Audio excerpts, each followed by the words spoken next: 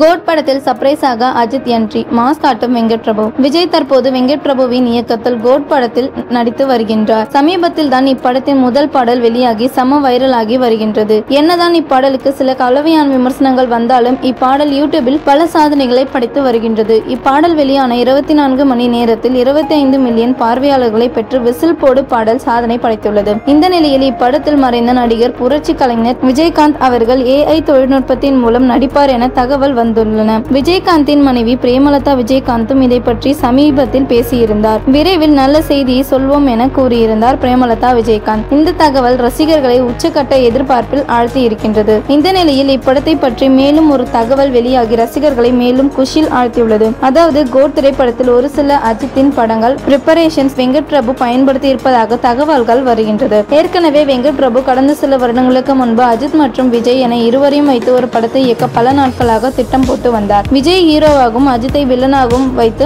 ஒரு படத்தை இயக்க வேண்டும் என்பதுதான் வெங்கட் பிரபுவின் ஆசையாக இருந்தது. ஆனால் அது நடக்கவே இல்லை. இந்த நிலையில் விஜயின் கோட் படத்தில் சில அஜித் ரெஃபரன்ஸ் பயன்படுத்த திட்டமிட்டு உள்ளாராம் வெங்கட் பிரபு. அவ்வாறு விஜய் படத்தில் அஜித் ரெஃபரன்ஸ் வந்தால் அது ஒரு நடிகரின் ரசிகர்களுக்கு இடையே நடக்கும் மோதலை சற்று குறைக்கும் என்று எதிர்பார்க்கப்படுகின்றது. இந்த நிலையில் கோட் படத்தின் முதல் பாடலான விசில் போடு பாடலிலேயே வெங்கட் பிரபு இயக்கிய பல படங்களின் ரெஃபரன்ஸ் வந்திருக்கும். குறிப்பாக அஜித்தின் மங்காத்தா படத்தின் ரெஃபரன்ஸ் கூட கோட் பாடலில் இடம்பெற்றிருக்கும் என்பது குறிப்பிடத்தக்கது.